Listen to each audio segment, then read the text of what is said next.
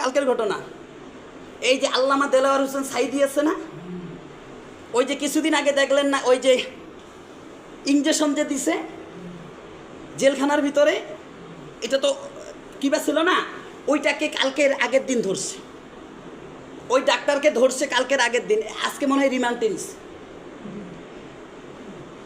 তাহলে এই যে রহরহ করল, কি লাভ হইল? এইটা। আর দ্বিতীয় নম্বর, এই যে কালকের আগের দিন 133টা দেশ অতিক্রম করে একজন হাফেজ সাহেব প্রথম স্থান অধিকার করেছে, তার নাম হচ্ছে জাকারিয়া।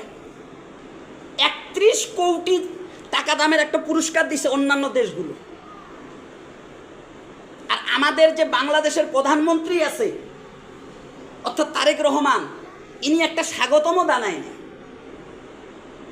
তাহলে এর চাইতে হতভাগা কিবা আছে নাকি? এই বাংলাদেশকে আগে কেউ চিনতো না, জানতো না যে বাংলাদেশ কি একটা। এই বারবার ইসলাম অর্থাৎ কোরআনটাকে ধারণ করার কারণে আল্লাহ রব্বুল আলামিন ছোট দেশটাকে কয়েক বছর যাবত প্রত্যেকবারে 1 নম্বর চ্যাম্পিয়নের দৃষ্টিকোণ থেকে হাফেজগুলো 1 নম্বর 2 নম্বরের তালিকায় অন্তর্ভুক্ত। এর আগেও কিন্তু হাফেজ সাহেব ছিল।